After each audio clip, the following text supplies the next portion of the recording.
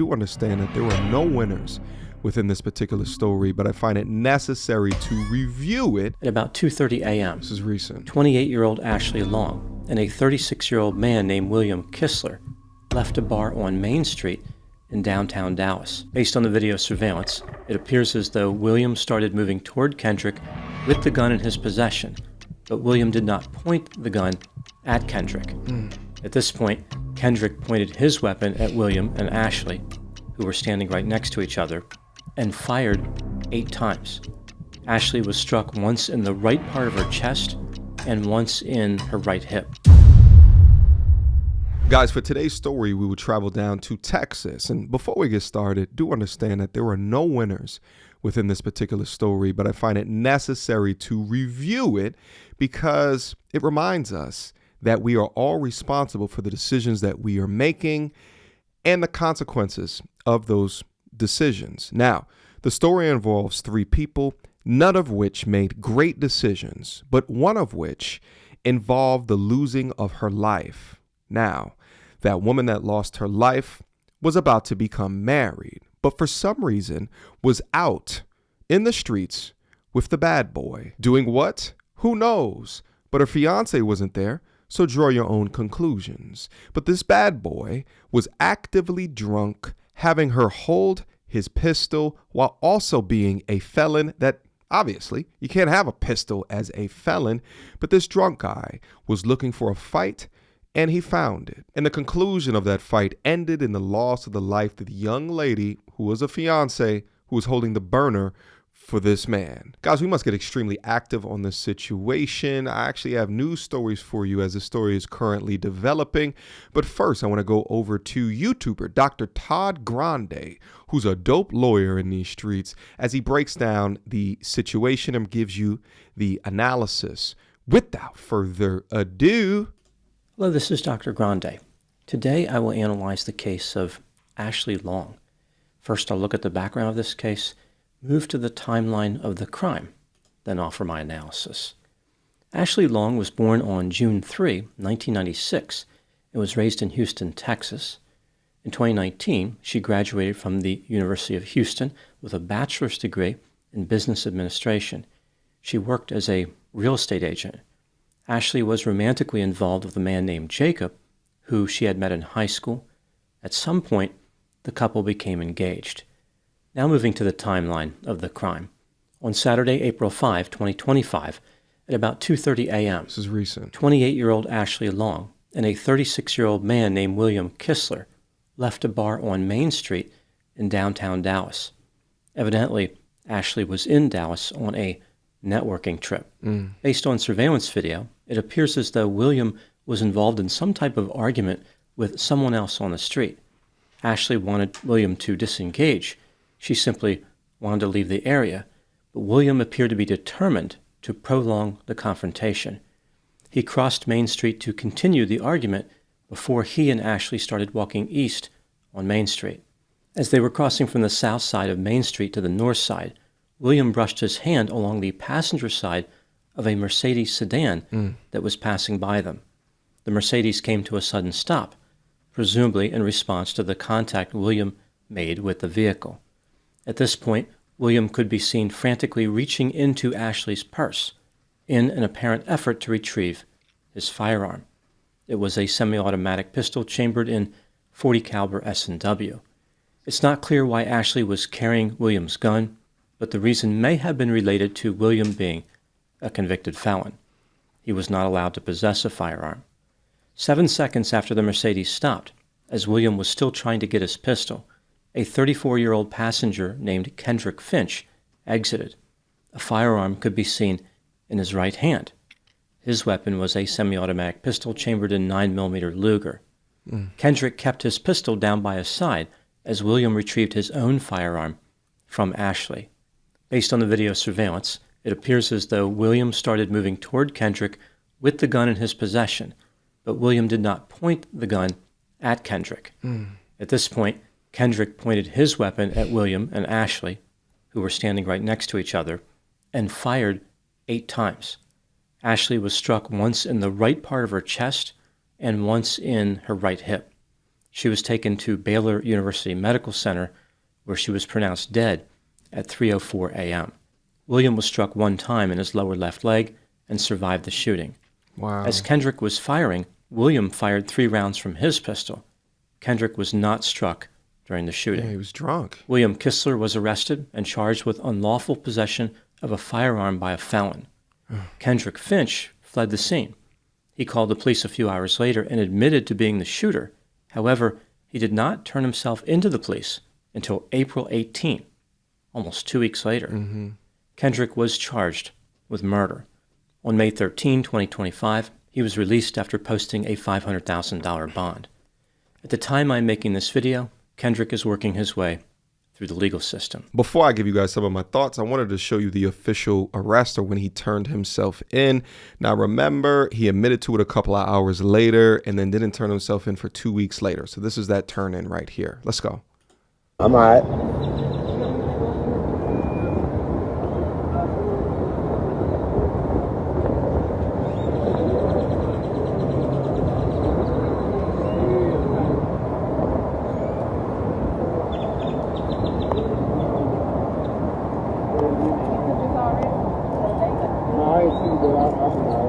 Everything gonna be with him, right? They make sure he gotta take that.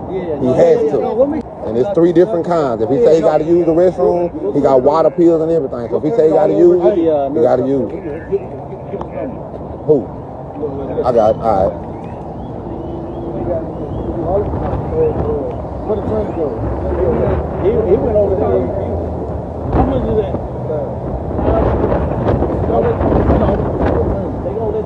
Give me that. Give me that. Give her. Give her. Give her. Give her. I got it. Don't worry about it. I got it. Everything on your books, I'm going to add that right now. You ain't got to worry about it.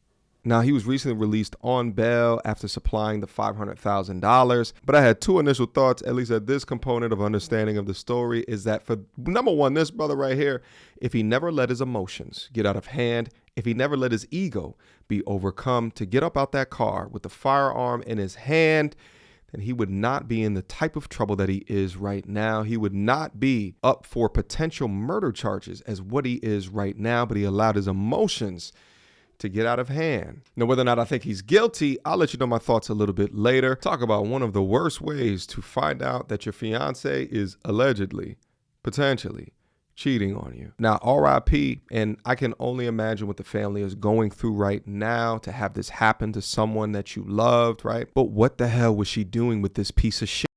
What the hell was she doing with this turd?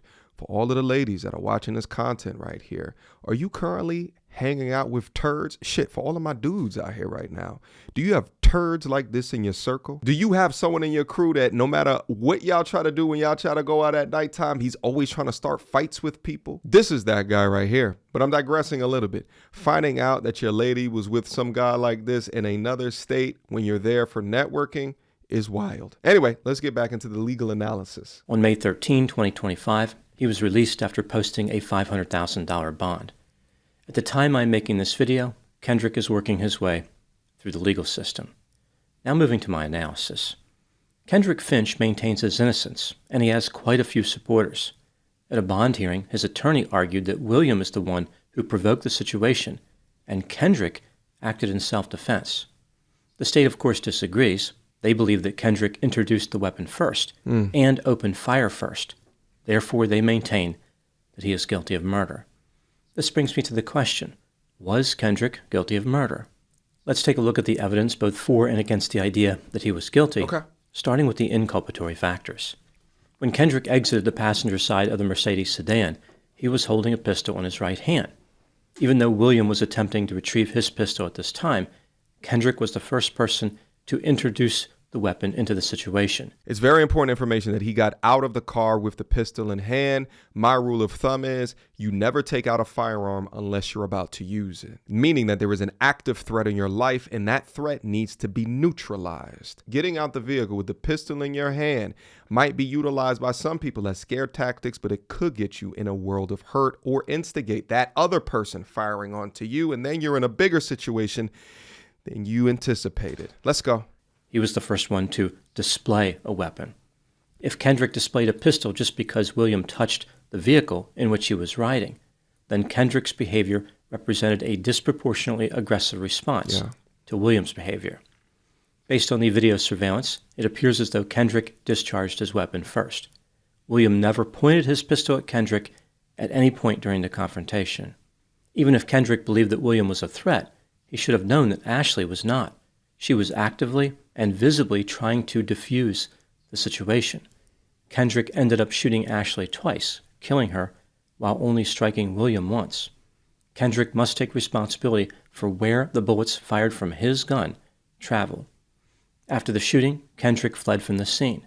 Later, when he was advised that a warrant had been issued for his arrest, he still waited several days before surrendering. Now moving to the exculpatory factors. William Kistler was a convicted felon who had Ashley Long keep his firearm in her purse. He was not allowed to possess a gun. Having someone else hold the gun is still a crime. It is referred to as constructive possession. In addition, William had a long criminal history, some of which involved violence. For example, in April 2018, William was charged with theft of services. In November 2018, he was charged with assault causing bodily injury to a family member. In March 2019, he was charged with violating a protective order or bond conditions in a domestic violence case. In May 2019, William was indicted on a charge of burglary of a habitation. In July 2022, he was charged in connection with a vehicle collision, and in July 2023, William received another theft charge. Wow. It seems pretty clear that William was bad news. A piece of This is someone who may have been looking for trouble. Yeah.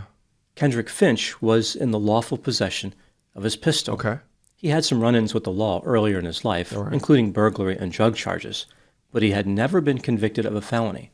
Therefore, Kendrick was allowed to possess a firearm. Okay. He may have fled the scene after the shooting, but he called 911 right away and said he was the shooter. Yep. If he had not done this, the police may have never identified him. The confrontation between William and Kendrick was initiated by William. He touched the front passenger side of the Mercedes sedan. There was no reason to do this. Any reasonable person would understand how this could provoke a confrontation. Kendrick was not the driver of the Mercedes sedan. Rather, he was a passenger. He may have had nothing to do with the decision to stop the vehicle. Perhaps Kendrick was thrown into this dangerous situation against his will. Kendrick did not exit the Mercedes sedan until 7 seconds after the vehicle came to a stop. It wasn't like he immediately charged out of the vehicle holding his pistol. One could argue that his behavior was not an overly aggressive response, and he had the right to investigate the car-touching incident. During the 7 seconds when Kendrick was still in the vehicle, William was trying to retrieve a pistol that was in Ashley's purse. Maybe by using the rearview mirror or by looking over his shoulder, Kendrick saw William trying to retrieve the pistol.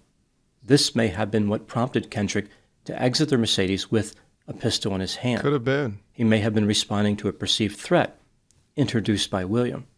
It seems pretty clear from the video surveillance that Ashley was trying to hold William back, as if she wanted him to disengage. Why would that be necessary if William was not being aggressive? I wanted to come back to this frame. It's apparent here that he's holding the pistol in his hand, although it was said by the lawyer that he wasn't pointing the pistol at the other guy. He has it in his hand, and he's actively approaching the other guy. So although he got out the car with the pistol in hand, which is not inherently illegal, they would have to merge the timestamps to know when he was being approached, when the guy had the gun in his hand versus when he started to fire. I think that it's very important that they put those two things together, because if he started to shoot way before a gun can be seen, well, then that has to be entered into evidence versus, oh no, he was actively approaching me with a firearm and I thought my life was in danger. Furthermore, just a few minutes earlier, Ashley had tried to de-escalate another confrontation involving William. This seems to be a pattern with William. He was looking for a fight. Perhaps Kendrick saw that Ashley was trying to hold William back and reasonably assumed that William was being aggressive. Ashley's behavior only reinforced Kendrick's belief that William was dangerous. Initially, Kendrick kept his pistol by his side. He did not point the pistol at William or Ashley. Only after William retrieved his pistol did Kendrick open fire. It does appear as though Kendrick fired his weapon first, but right before he fired, William advanced toward him with a pistol in his hand. William did not point the pistol at Kendrick, but that doesn't mean it was unreasonable for Kendrick to believe that William was a threat. It is true that Kendrick shot and killed Ashley, a woman who was trying to de-escalate the situation. Furthermore, it is true that Kendrick must be responsible for where his bullets traveled. However, Ashley was standing right next to William. By doing so, she placed herself in danger. Just because she was near William doesn't mean that Kendrick was forced to remain idle and risk being shot by William. Right. Kendrick always maintained the right to defend himself, regardless of where Ashley decided to stand. And this is Texas. When considering all the evidence in this case, do I believe that Kendrick Finch was guilty of murder? This case is a close call. I can understand why the state believes that Kendrick is guilty, but he can make a powerful argument for self-defense. Yeah. I think sometimes what happens in cases like this is the state charges whoever ends up victorious in the shootout. Yeah. If William shot and Kendrick, but no one else was hit, like Ashley was not killed, it seems likely the state would have charged William with murder. They would have said that he provoked the situation. There's a sense that Kendrick was charged simply because he survived the victor. the gunfight. Yeah. In my opinion, Kendrick Finch is not guilty beyond a reasonable doubt. I think his argument for self-defense is sufficient to create reasonable doubt in this case. Yep.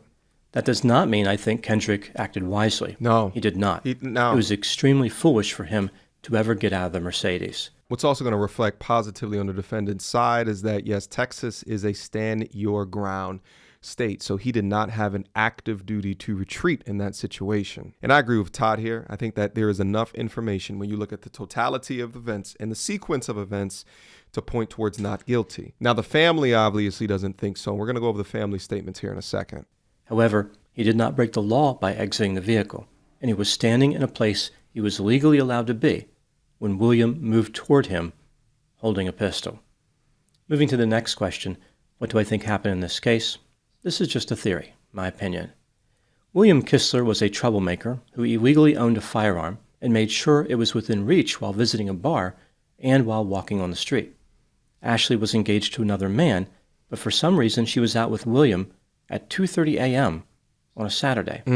She was supposed to be in Dallas for networking. Right. Was spending time with William part of this? Ashley made the unwise decision of agreeing to keep William's firearm in her purse. It's not the only unwise When they decision. were in the bar, Ashley was technically committing a crime because in Texas, a person cannot bring a firearm into a bar. This is taken pretty seriously there. It is a third-degree felony, punishable by up to 10 years in prison. Furthermore, if Ashley knew that William was a convicted felon, then she was committing a felony by holding his gun for him.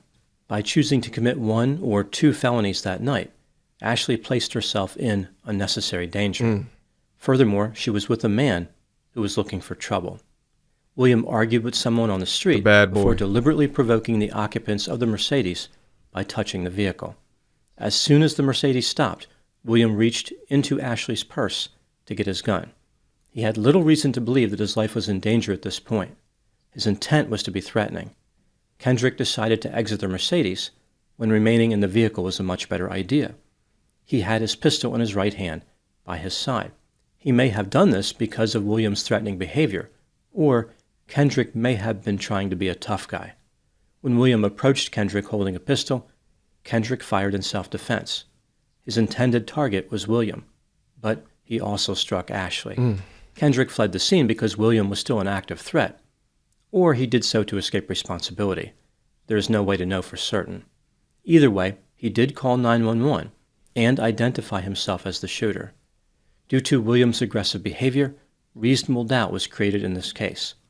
It is possible that Kendrick could avoid a murder conviction, but whether he is convicted or not, he should not be pleased with his behavior. I'm going to leave a link down in the description for this video. I absolutely love going over his analysis video. I think he's a fantastic YouTuber and he's great at what he does. But in my opinion, this is choosing the bad boy gone extremely wrong. Horribly wrong. None of this would have been started if she was around this guy whatsoever. One can only imagine that she knew him before she came into that town because of the way that she was defending him. Now let's listen to the family. The fiance is not in the picture anymore, according to this. And the thing is that, you see this often in these cases that the anger is put onto the person who fired. But I think in looking at the evidence, I think it's a bit displaced. I think that they're angry at the shooter. The shooter was charged, for obvious reasons, but they should be more angry at the guy that instigated the entire situation. But again, it makes sense because he pulled the trigger. Get all the evidence out there for you guys. And at this point, I want to be able to hear from you all. What is it that you think about this particular situation? It is still developing. I want to make sure to follow up on this case to see what is the conclusion. All of my G's down into the MT Army, all of your decisions matter, right? And making an incorrect decision or leveraging your reactions without thinking through all of the potential consequences, it's an easy recipe to get wrapped up in something like this, especially when your ego is at play. For all of the ladies, all of the MTRs that are down up in there, what type of dudes are y'all around? What type of dudes are you allowing into your space, being covered by your circle, right? There's some women out there that thinks that the guy that's big, tough, strong, willing to get into dudes' faces and do this, that, and the third, they think of that as a sign of protection. No, that's anything but. They're putting you in more scary situations. They're putting you in the line of fire, in more danger. You must understand the difference between the two. Looking at immature ass behavior like that, it's knucklehead behavior. That is not a sign of a masculine man. That is a sign of a loser. All right. All right, guys, drop your comments down below. Let me know what you learned from the content here today. Last but not least, join my men's self-development community. Link to it down in the description box down below. Link down there, beam up. See all the fantastic things in store in a network and a brotherhood of amazing guys doing a damn thing, working on themselves each and every day to soar, to excel past the heights that anyone expected of them. That's the appropriate brotherhood for you. And we're up there. We're waiting. Until next time, YouTube. Peace.